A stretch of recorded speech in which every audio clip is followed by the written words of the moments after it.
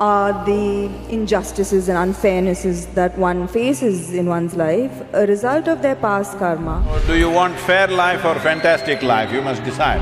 How this functions on the surface and its very core. This has been explored within you. Is there only one person or two? So this is very important, everybody settle this, fix the damn thing.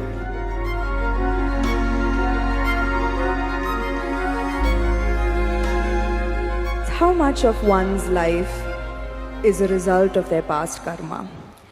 Are the injustices and unfairnesses that one faces in one's life a result of their past karma? If so, do you accept these injustices and find solace in the fact that, okay, the karma is being cleared, even though it might seem detrimental to our lives in so many ways?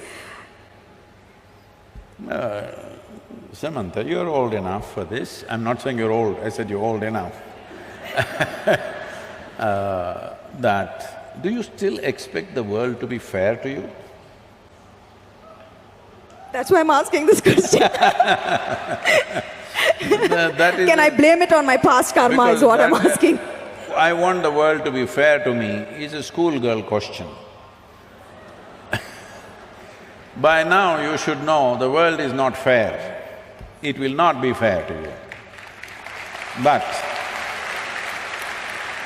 if you dig deep into yourself and have a taste of life, not a taste of your thought and emotion, the taste of life that you are, then you will see life is not just fair, it's just fantastic.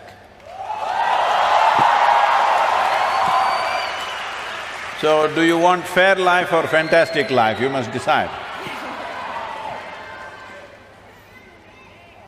I've noticed this, that beyond the material ego, there is now suddenly a widespread… Who's this ego guy, your friend? It's all around me. And in my industry, the heights of it. So beyond the material ego, I've noticed there's now widespread spiritual ego. I've come across a lot of people who are now on a spiritual path not you, Sadhguru, who consider themselves superior to people who are not on a spiritual path. How would you advise such people to ensure that they don't fall a prey to this new spiritual ego? First we'll address this ego guy, okay? If you show me where it is, I'll fix it right now. I wish I knew where it was, it just keeps coming suddenly. So, you don't know where it is. The thing is just this, see, at certain moments, as a person, as a woman, you are a beautiful person, wonderful person, I mean. I'm sorry, I didn't say only at certain times you're beautiful, you're always beautiful, but certain times you're wonderful, all right? Certain moments maybe you're nasty, possible. So whenever you're nasty, you say, it's my ego. Why don't you say, it's me, I'm sometimes wonderful, sometimes nasty.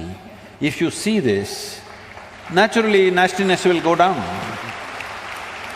But if you say, whenever you're nasty, Mr. Ego does this, and you don't know where he is, you don't know his address or ID, nor do you know his phone number, so how do you fix this guy?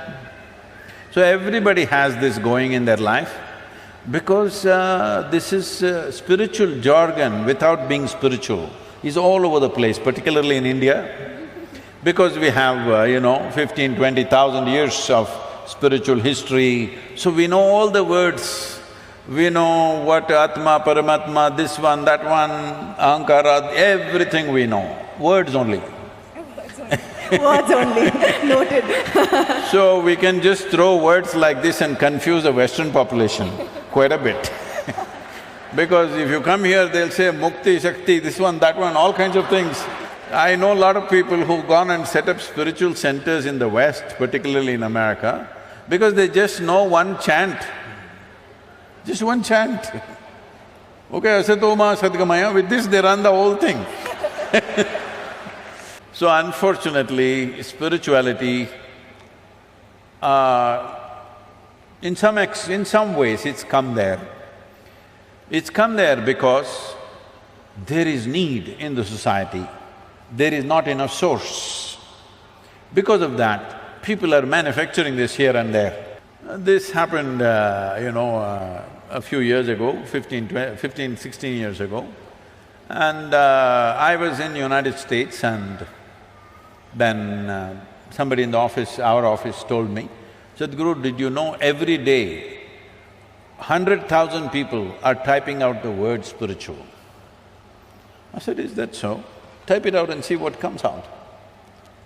Are we even there in the picture? They typed out spirituality. First thing that comes up is a spa in Mexico. You've been there.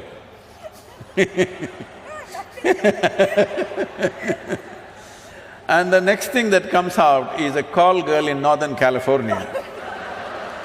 She has learned all that SEO. For everything she says spiritual, spiritual, spiritual. 108 times she uses the word spiritual on her website. You say spiritual, she comes up, number 2. I thought this is a shame. For thousands of years, anything spiritual means people looked east. East means India, that's what it meant. So I said we must start something, a spiritual gateway, that if people say if they seek spirituality, they must look towards India. Because this is one culture which has spent maximum amount of time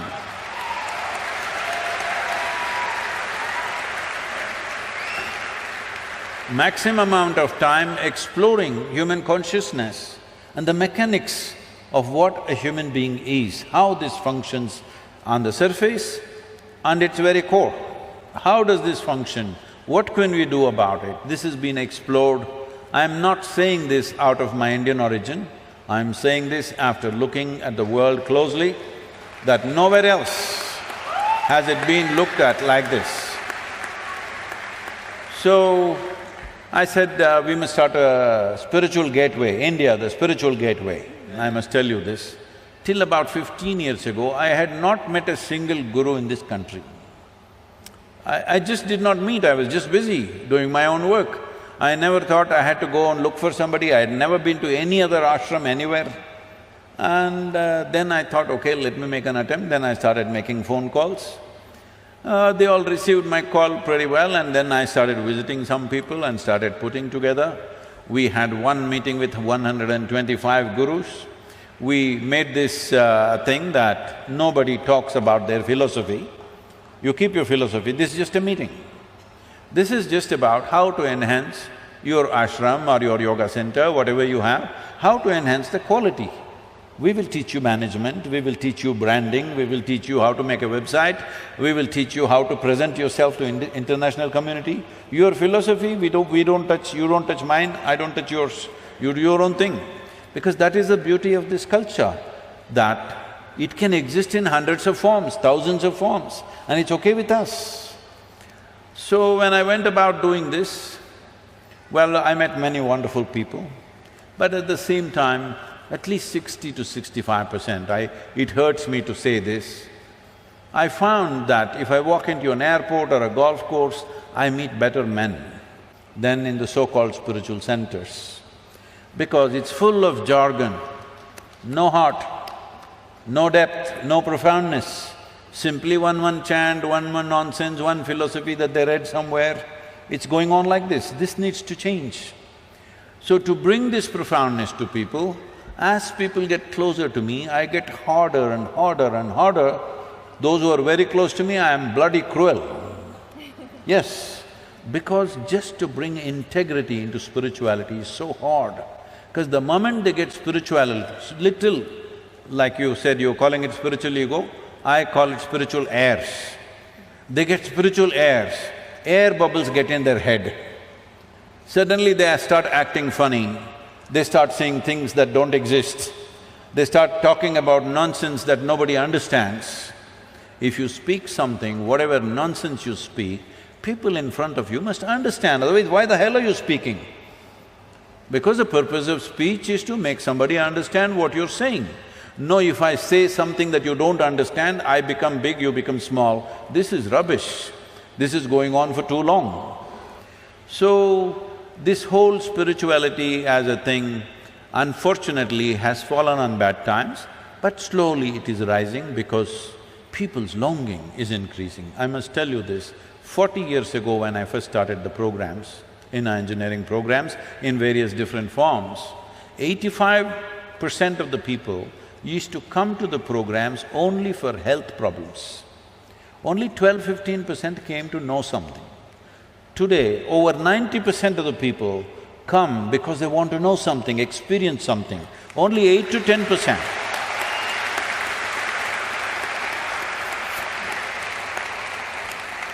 Only 8 to 10% are coming for health issues, which is a significant change in human consciousness. About this ego business, this is one thing we must settle. See, within you, is there only one person or two? I think one. You think one? I'm going to go with one. One. That means you're an individual. An individual means, the word individual comes from indivisible. You're not further divisible, that's good, you're an individual.